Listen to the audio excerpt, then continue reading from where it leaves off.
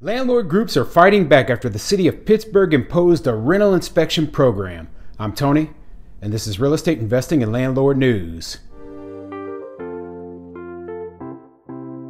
So I have an interesting article for you today, and it's going over the city of Pittsburgh and their new rental inspection program. Now, there are rental inspection programs in cities throughout the country, and I'm pretty highly opposed to them because, simply put, they seem like a cash grab to me, okay? It seems like what they do is they put these rental inspection fees and these licenses in place, right, that a landlord has to apply for each unit and pay a fee every year just so that they can have an inspector come by and tell them what, oh yeah, your place is now good enough to rent. The problem is, right, they say, oh, we're creating these programs so that we can get these bad landlords. But they already had programs in place for the bad landlords. So all they're really doing by creating these programs is putting a bill onto the good landlords, putting a burden onto the good landlords. The bad landlords are going to continue to act in a bad manner regardless of whether there's an inspection program or not. They probably won't have their units inspected, or if they are inspected, they'll fail,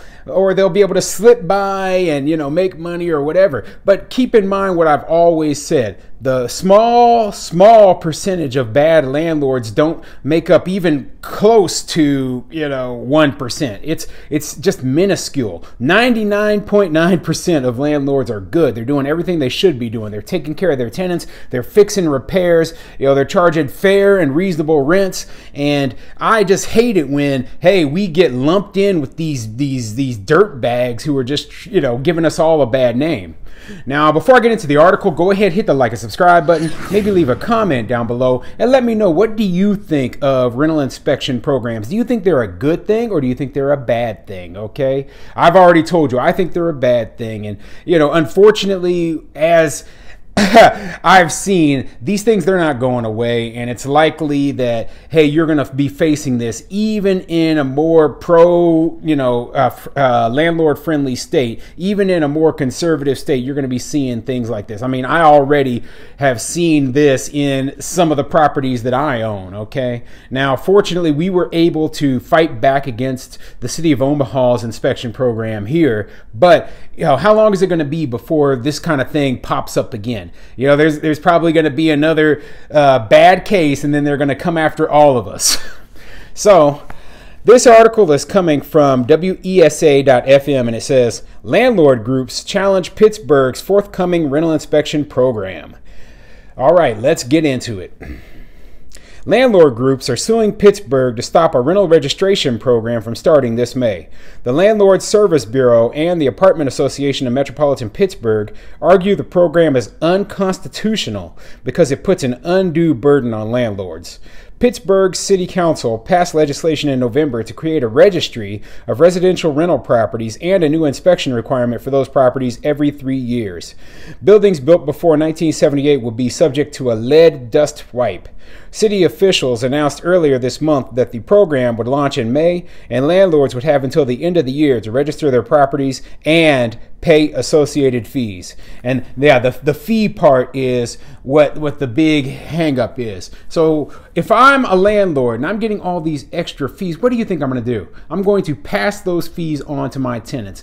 Those additional fees, the additional costs, if I have to do additional repairs because of all of these ridiculous inspections, that's going to lead to higher rents. And higher rents mean lower affordability for tenants, and it's going to be much harder for tenants to find just reasonably priced housing. Now, I'm not saying that property should be in bad shape or anything. What I am saying is that a lot of these inspection programs, the inspectors, they come out and they'll be like, oh, well, here's some peeling paint, stuff that has absolutely nothing to do with the quality of the housing, something that has absolutely nothing to do with the livability of the housing.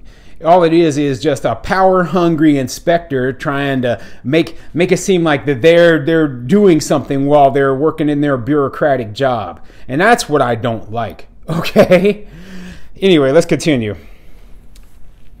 But the landlord groups argue the fees for landlords to comply with the program are grossly disproportionate to the cost to operate the rental and inspection program.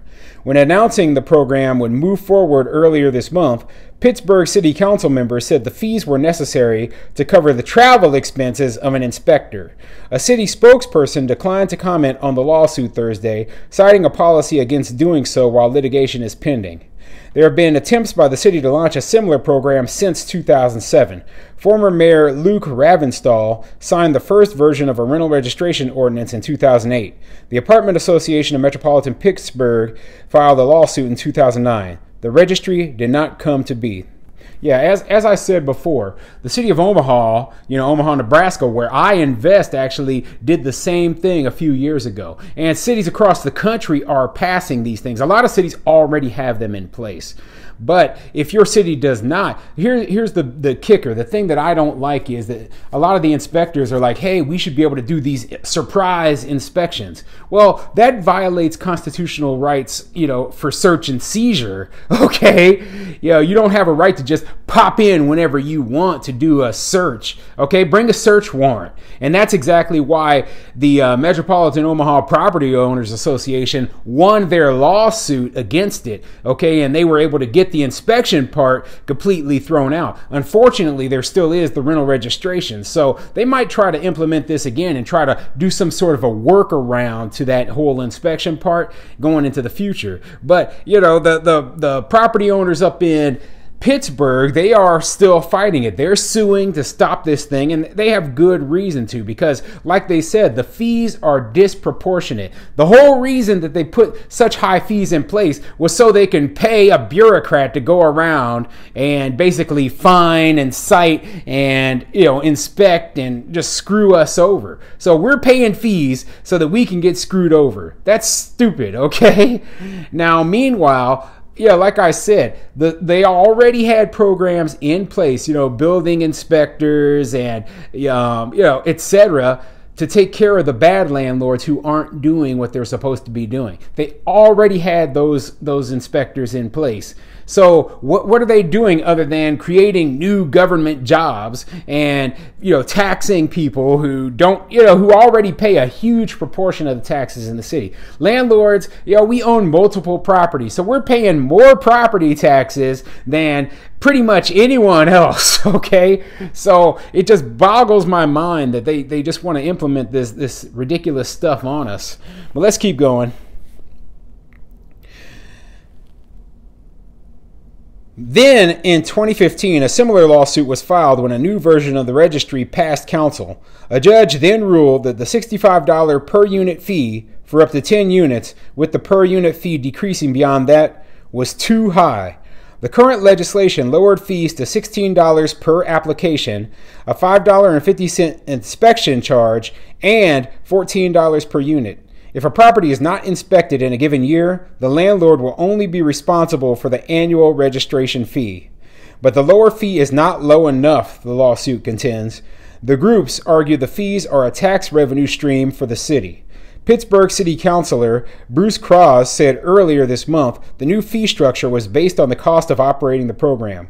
Cross did not respond to WESA's request for comment Thursday. Yeah, and that's my opinion as well. It's a tax scheme. That's all it is. It's a tax grab from property owners because they know that we have money, the problem is we pass all of these fees on to the tenants.